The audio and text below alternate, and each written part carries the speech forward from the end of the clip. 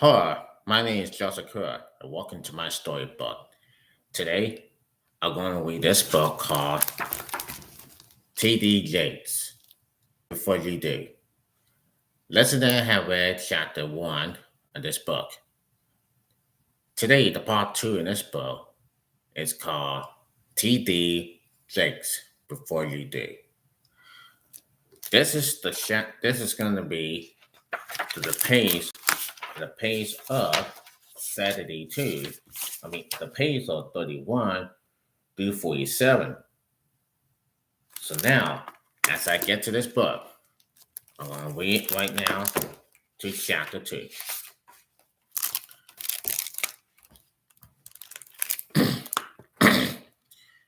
Chapter 2. Before you blame, accept responsibility. Let us not seek to fix the blame for the past. Let us accept our own responsibility for the future. One day when I asked my children, who left the popples out, each of them pointed to the other.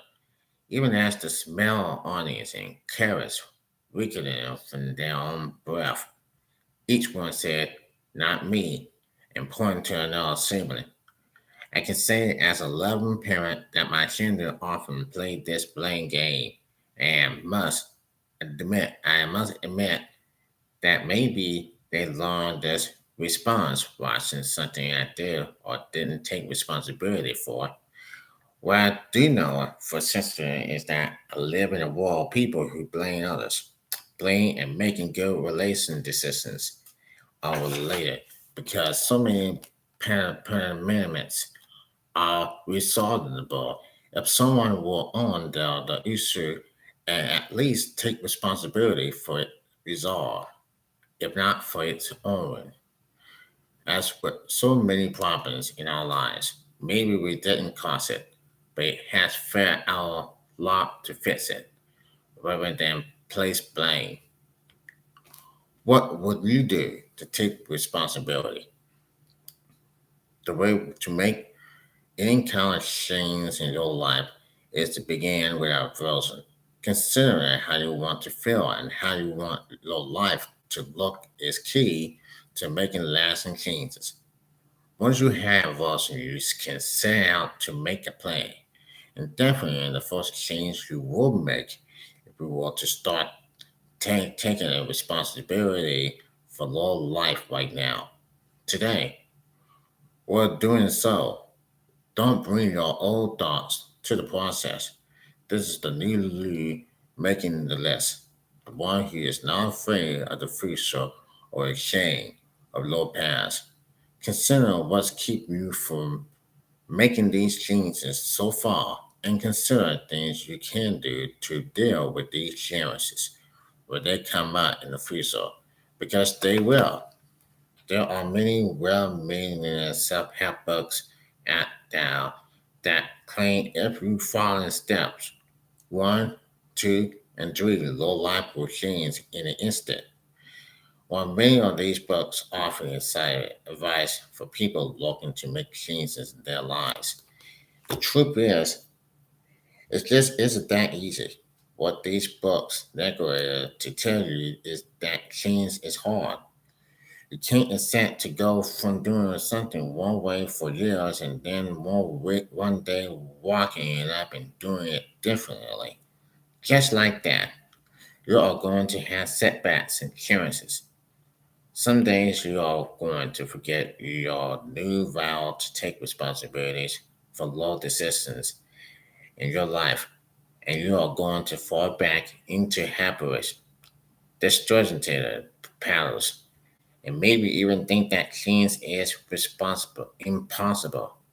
The key is when you have a day like this, you have to get back up, dust yourself off, and start again.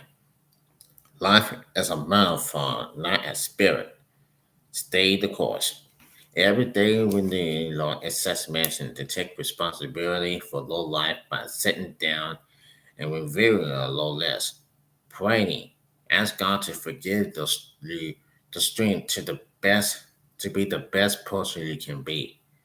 And ask for forgiveness on the days you slept back. Soon you will begin to see your life unfold in ways you never imagined. Decide to accept responsibility, not blame yourself. When I'm concerned with parents whose children had disappointed them, they often blame themselves. They said, if only I had paid more attention or not allowed them to watch those movies or not to hang out with their friends or sent them to a better school or on on the laundry list goes of things that these parents believe they should or shouldn't have done to avoid the current crisis. My response to these parents is, so then you were the only voice Lord child held. You have total control over this person who is your child, over their environment, what they watch on TV, their peers, their environment, with movies and music and communities. DNA play no part, plays no part, nor one other than you've left a mark on their minds and emotions. You alone have influenced them to be all they are. Wow. Ask them these rhetorical questions to move them away from being a good player, being a God player. They are not the substance of every issue and action that occurs in their child's world. However, I want to lead them to a higher understanding, which is that they are a pivotal part of the process, but not the only contributing factor in their current dilemma. It's tempting to think that these self-blaming people are better parents than the ones who are negligent, absent, and unwilling to take any responsibilities for their children. I had counseling in many of the laws as well, but both extremes, those parents who self-blame as well as those who take no responsibility are focusing on themselves, not the children. Good relationship decisions can come from either end of the spectrum. It's not only parents who respond in these extremes. Most people gravitate toward unproperly or the other when faced the, with the hard decisions of life. On one hand, we have the person who has a similar responsibility for world peace, global warming, and the executioner of the blue blind whale. The other extreme are those who assume with no responsibility for anything, propelling to recognize poly animals, always pointing their fingers, always pointing their finger at someone else. The usual excuse, oh, it's my it's my parents' fault. The devil made me do it. It's the white's fault. It's because of the blacks. Those people shove off responsibility rather than ranking in the tough reality that we do play some part in the state that we now find ourselves in. It's true that no one got here by themselves. It's also true that you must cooperate with your own dreams and objectives. You can decide to blame others, outside factors, unfair conditions, circumstances, by any number of our reasons for low relationship issues. You can even blame yourself. But the truth is, you can decide to do something, and before you do, you must let go of all the blame. Blaming others. Blaming others for what's not going to right in our lives is often more common than looking in the mirror and taking responsibility for what we have done to contribute or not contribute to our circumstances. If we if you ever watched the Dr. Phil show on TV, you know that he is always telling his guests that they created their own experiences.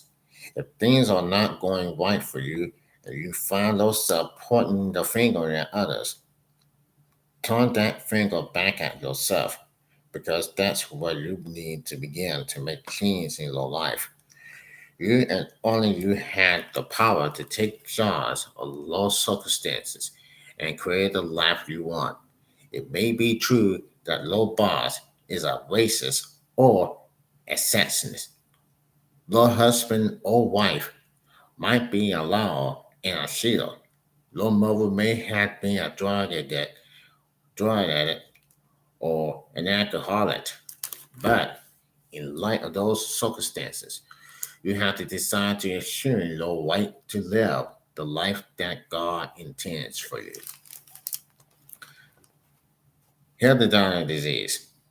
It's easy to scorn with some color to the blame that we see the false parents embracing in Genesis. As God questions Adam and Eve about why they disobey him, they make a choice that continues to echo in our lives today. The man said, "The woman you put here, the woman you put here with me, she gave me some fruit from the tree, and I ate it." Then the Lord God said to the woman, "What is this you have done?" The woman said, "The serpent decided me, and I ate." Genesis chapter 3, verse 12 through 13.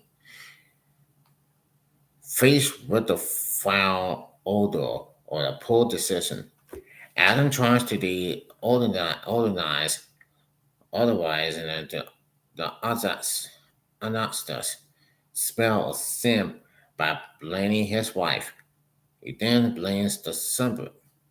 The first family will never see their son, Chanakil, and Banner because he blamed his brother for his poor success at sacrificing of offerings.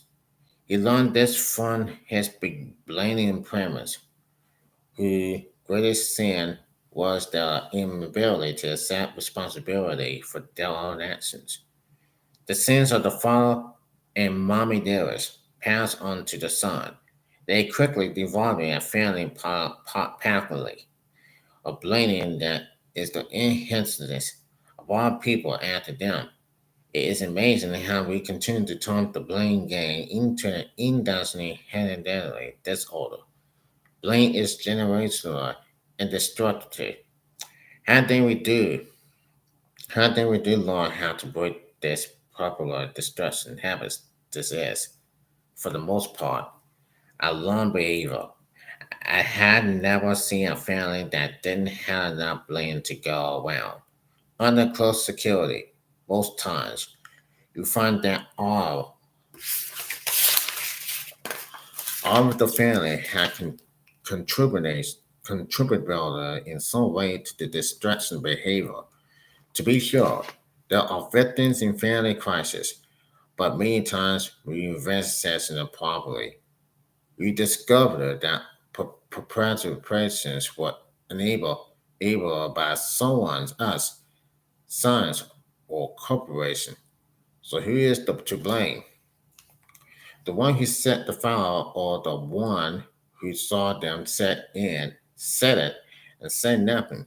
And what of the person who never checked the smoke detector or the pedestrian who walked by and smelled smoke but was too busy shooting to investigate it before the flames entered what? Like fire, blame spreads far, and reaches wide. Make the choice to move beyond driving in the dumpster or past mistakes.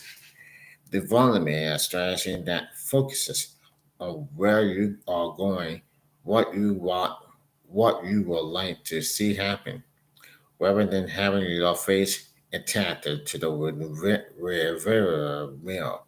The Wellville meal, always looking back at what was done and who did it.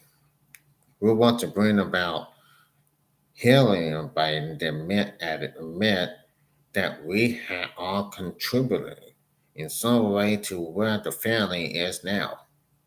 Some of us are guilty because of what we said or did, and others contributed by silently standing by and ingraining the destructive behavior to your core.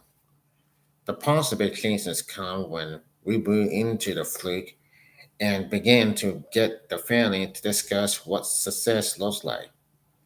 Let's devise ways to begin to focus on what a fractication and family situation will look like for the family instead of spending our energy on dividing the blame. Let's assess assign as each family person sometimes sometimes that focuses on what we want to see the family go. When you move towards goals, rather than spending too much energy affecting to the soul pathway of the past relationship or formal family interactions, you empower all involved. Let's get the power back. How do you do that? You do it by developing a strategy that is based on destiny and not history. Bef- Number one, declare a timeout on blaming each other. Two, define what success would look like. Specify what you desire to see happening in the relationship, family. Three, decide who will do what to make that happen and get rewards or somewhere anyone involved in furthers the relationship towards a bright future. Four, deliverable goals are those goals that are intentional relationships in trouble. This desperately need to have good news. Development is some intentional goals that gives everyone something to celebrate. It doesn't have to be the ultimate goals that win the war, but small successes that indicate you are winning some battles. What I love about this plan is that it gives the power back to the individuals, individuals who want to see progress. It distracts you from blame and gives you some guidelines for what is positive. It takes the power away from the past. When none of us had the ability to go to undo what was done, no matter who was to blame, it is constructional effort as opposed to destructional effort. Taking responsibility for what is it lost. Taking responsibility for yourself, Lord actions, and Lord thoughts is a very important part of being a contributing member of the relationship. But sometimes we can take responsibility too far, taking unhappy post responsibility for others, and often we use that angry responsibility for others as an excuse to not take responsibility for ourselves and our own circumstances. We all know a major, a friend, family member, or maybe even us. The body is the one who is always quick to say, "Oh, poor me," and fill in the blank. If only I haven't gotten pregnant, so long I can have finished college. Translation: if I wasn't responsible for you kids, I can have had a different life. If only my mother hadn't been sick, I would have had the career I want. In other words, because I was responsible for my mother, there was no way I can go to school to train for the job I want. If only I had stayed married to your father, I would have been happier. But because my parents were divorced and it was so hard for me, I want you kids to have a mother and a father. That means I allow myself to be unhappy and I am blaming you rather than the person really responsible, me. While the circumstances these kinds of people love to replay as the reason they are unhappy in life may in fact be true. Martyrs focus so much on other people and take responsibility for other people's lives that they never take the time to look for such solutions to rise above their own situations. This passive approach keeps them stuck in their circumstances and repeating the story over and over to everyone who will listen, often for 10 upon years, often for year upon year, keeps them intact to the family drama. Even tension, their life becomes the story, and the woe and hard times becomes their indemnity. This approach to life can hinder a terrible determination in fact of the family members we have to endure telling the story again and again. They learn that life is hard, which is true, but they also learn that they had no control over their circumstances and that these others should come before their own. Often, these tales of sorrow are sleeping excuses, made up versions of the truth to hide that the fact that Maurits has decided to blame everyone else for their circumstances, so that they don't have to take responsibility for their own lives. We all make choice in life to stay or go, to comfort or ignore, to complain or look for a solution. Taking on responsibilities for the problems of others as low on, whether it is low response, low cares, or low best friend, it is never a good idea to take responsibility if we are doing it to involve deciding what you need to do for yourself. Even in the case of children, your job as a parent is not to provide every single thing your children need. It is to teach them, by example, how to take responsibility for their own circumstances so they can be actually contributing members of scholarship. The blaming commitment. Here's a commitment at the foundation of making regret free decisions. We are the people we have been waiting for, and no one else is coming. If we're willing to own the responsibility for our lives, we discover that no matter what others do or don't do to us or for us, we're still accountable to ourselves. We decide how we respond. We decide to continue to move toward our dreams. Prince Charming, Prince Charming isn't waiting for you around the corner. Neither is Miss American, unless she and Prince Charming are together. And if so, then they're not looking for anyone else.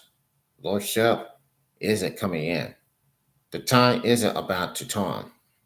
The odds are against winning the lottery in this lifetime. The Parkinson's Clearinghouse, sweepstakes, spokesperson is not knocking on your door. I know this is hard to hear, but it still delivers to be said. In fact, let me say it in a different way. Blame unto others only as you would first blame yourself. The most tragic byproduct of unveiling yourself of responsibility is the serving and daughter or allowing someone else to be the winner that impressions your future and, and encourages your dreams. It's a far healer to train our children to believe that we have the power to right the wrongs, correct the mistakes, and move forward in spite of the melodies and mishaps of the past.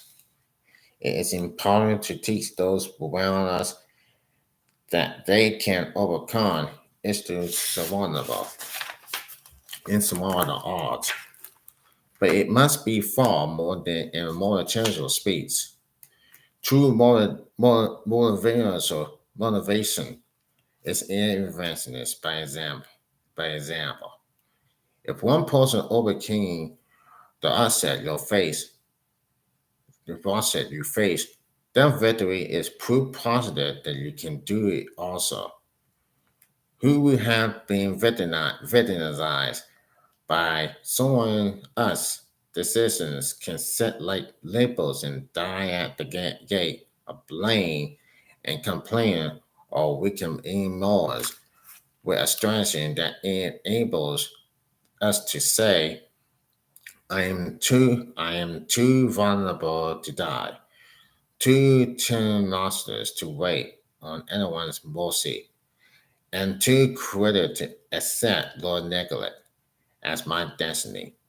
Blaming yourself is not positive, but refusing to blame others and deciding to take responsibility for yourself, for lost situation, empowers you. It places the their monster within your reach and control. Instead of freezing to death or sweating in discomfort, you can set the temperature for your life. The system of this world had not been failed, and God knows that's true. Systematic injustice and incompleteness had laid our nation down the rocket terror of modern mayhem. We cannot we cannot rest until we demand justice from a system that promised more justice than it delivers on a minister. We have shot the deal and destroyed the envelope. The Purple Mountains measure is not secure assured by Muson. While it is undeniable that we are still a long way off from being the land of the free and the home of the brave, we must own where we are at present. Personal responsibility has a role at least to walk besides, if not enforce social justice. Each of us has a choice. Each of us has a choice to make. We can stand with angry fists raised in preparations and County Lane assistant a dance fencer for the legacy on the banana and misappropriation of justice, or we can ensure responsibility for explaining a call to a crisis that we did not create but refuse to remain a victim of.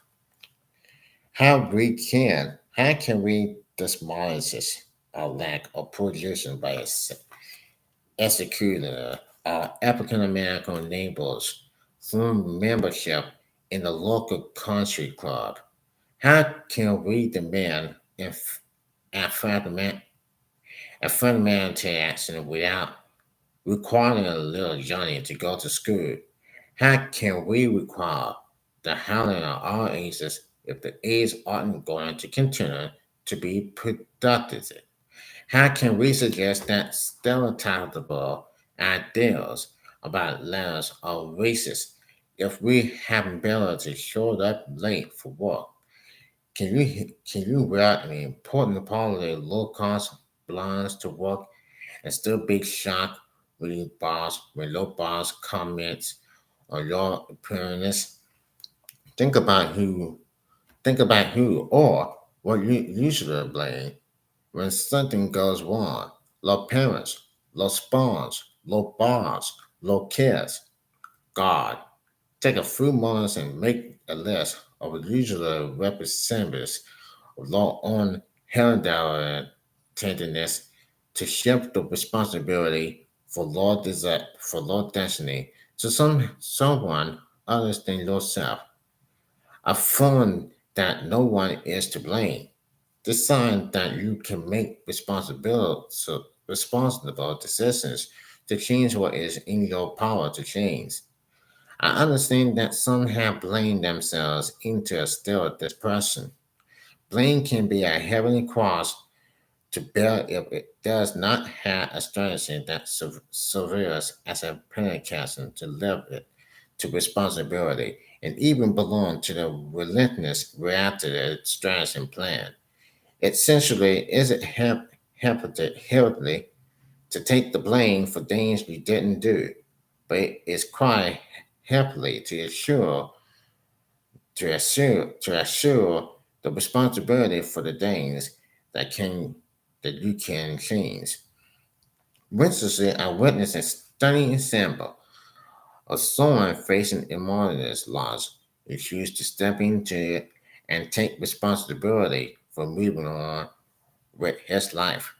In the wake of natural disasters such as hurricanes, tornadoes, floods, and fires, so many people lose all they had, and our government does not respond as well as we, or some of our leaders will like it to respond. The combination of the legislative federal, state, and multi-party government combined with an infraction property for which our nation seems to have turned a blind eye, create a perfect storm that left the victims of Hurricane Katrina in a precautionary state, for which some still wait resolution. 5 months after the storm leveled the Gulf Coast area, more than 2,200 residents were still were unaccounted for by local, state, and federal agencies. In the midst of this actuality that has disgraced our nation globally, I find the silver lining while one rambling through war, the night war in an attempt to help restore New Orleans to new glory. There I meet an 80-year-old man carrying 2x4 fours in his fragile hands. As we came at Crudup, he said that he was collecting Sabbath's wood to rebuild to his house nearby. He told me that this was the second time a major storm has destroyed most of his home, but that has never considered living in elsewhere or waiting on someone else to rebuild it for him. My parents left me this house, and it's where I raised my children. My wife died in this house. It's my home. I'm going to rebuild it and pass it on to my children. Unlike many others who have relocated afterward, or some or others still in trailers waiting indefinitely on government assistance. This gentleman decided to take responsibility for his future. He gathered the resources he had, old lumber and loose wood, to rebuild slowly but surely the all he had once known. He didn't place blame. He recognized that he was the person he was waiting for. I learned a great lesson listening to him speak and watching him rebuild his life. I learned not to empower others, not flattering them with the immersion that their sins or immersion he had left me so transformatively that they alone could end my suffering. I longed to test the knowledge, gather the sticks within my reach, and to rebuild my own life, no matter how badly I might fail by the storms of loss. It was so amazing standing in the cold and rain, talking to this man while he went about the business of rebuilding his home. I realized that he could still be sleeping under the bridge, waiting on a shack for too little that were around too late, or he could make the choice he made to arise from the ashes of this brilliant circumstances and move on with his life.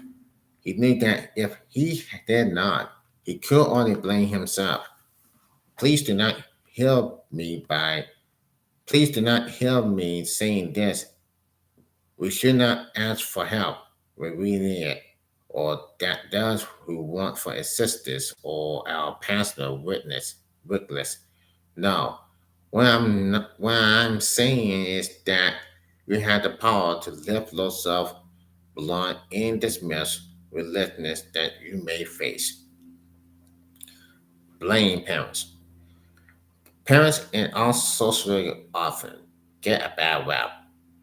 Wherever the kids get in trouble, the first people everyone blames are the parents. Events like the Columbine or Virginia Tech school shootings happening, and the first thing asked is, where were the parents? It's true, parents make mistakes, and it may very well be that the parents or children who decide to take up arms and guns down. Innocent classmates and teachers made huge mistakes, raising children, raising their children. The truth is, all parents make mistakes, but their children don't become martyrs. We blame parents much too much for followers that are our own individual responsibilities. There is no handbook to being a parent, no test you have to take. Although sometimes it seems like there should be. All it takes to be a mother or a father is a man and woman, or sometimes today a test tube. And, well, you know how it works. Parents, like everyone, are, much as their children are, figuring out who they are as they go along.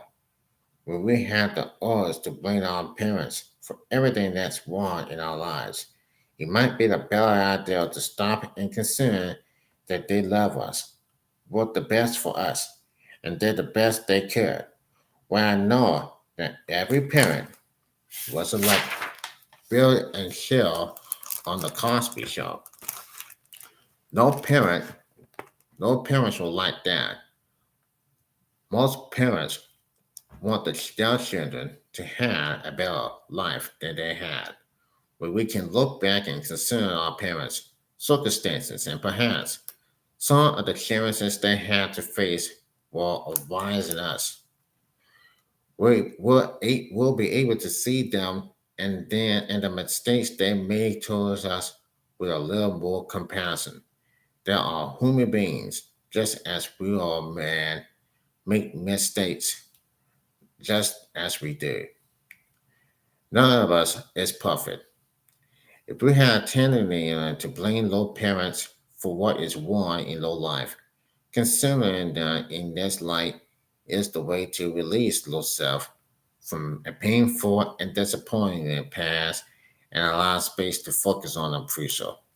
Having a compassion for our parents generally means it's more likely we have a little more compassion for ourselves and the mistakes we were intendable make in our own lives and those of our children. When you focus less on blame and more on compassion, you can see the gap. You can see the gaps that is essential in good and bad circumstances. Focusing only on what was going on in your children will only leave you frustrated and stuck in the past. You often hear people say, I don't want to be like my mother or my father. But then you see them doing exactly that. When you stay focusing on the past, on blame and what was wrong, you continue to repeat many of the same mistakes. Look for it in your life. Dodge what didn't work in the past that you'd like to do differently. Forgive low parents and know they did the best they knew how. Then look to low future with an understanding that you can reset all who you are, good and bad, and move ahead. Decide to change, not blame. You cannot change the past by blaming yourself or accessories or anyone else, but you can change the future if we decide to lose today to affect tomorrow. Construction is a way of escape that enable enables to move beyond procrastinations of pathology habits that that result from pointing the finger at others. It is important to know that we were created to be the leaders innately and institutionally. Humans are leaders, exceeding any other living being. Birds still use their original mode of transpirations. Animals still walk on all fours. Snakes still crawl. Only man consistently improves the world, moving from the house and building to the 300 horsepower in engine. We are the only species. We are the only species that continues to work on ourselves. We fly because we decided when we were too busy to walk. We had telephones because we decided we were trying or scream. We were tired of screaming across the street. We had iPods because we decided that CDs were too fragile, cassettes too distributable, 8 tracks too cumbersome. So we keep changing our world because we decide we can make it better. We have the power to environment, transform it, develop it, relocate it, rebuild, reinvent it, or do whatever else is necessary to achieve those goals. But nothing will happen or change in those situations until you decide you want it to. It is my intern as we travel on this journey to share ways in which you can transport yourself beyond the dismissal into the blissful by making the choices and the decisions you will never regret. Decisions that are important for what you want to be and where you want to go. Just as you would gather wood to build a fire, I challenge you to begin the indulgence process of collecting the information you need to make the decisions for the future you want. And if you do, you are one step closer to accomplishing what you want to reaching a milestone in your life. Now I have more to share with you, and you have many decisions to make. But before you do, first stop and ask yourself if you're willing to own the responsibility for where you are and where you're going. Blaming no one, not even yourself. If you're willing to recognize the vast power you hold in the choice you make, then then your life will truly never be the same. But before you do, there's more you need to know. Emotions behind taking responsibility. To take responsibility for the quality of life, of low life, and your decisions, especially if you lose to blaming others won't necessarily be easy at first. You may experience a wide range of emotions. You might experience anger, thinking that life is unfair and that this isn't what you want for yourself. You always invest as a husband or a wife to be there to take care of you. You didn't even accept to have to take responsibility for your life on your own. You may feel fearful.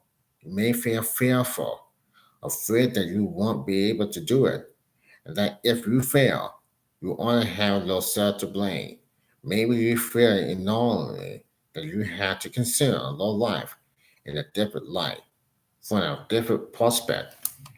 You may even feel sad over the way you blamed others in the past, knowing deep down inside that your life wasn't proceeding the way you wanted because of those choices and decisions. You might even feel ashamed of your past mistakes and unsure if you really can take responsibility and move forward. Whatever emotions come up for you, you know that it is normal when making changes, especially dexterous ones such as trying to adjust a lifelong way of thinking, to experience a wide range of feelings, good and bad, however you feel. Don't judge yourself. Acknowledge what you are feeling. Ask yourself if your thoughts and retard or whether they are just fear talking, and then stay fast to your commitments to yourself to stop blaming others and take responsibilities for your life. That's all for the chapter 2 of this book called Before You Do by Dr. T.D. Jakes. This book is for today. I will be reading chapter 3 of this book as we begin our part 3 for tomorrow. Until then, I'm Joseph Kirk, and I'll see you this time. Take care.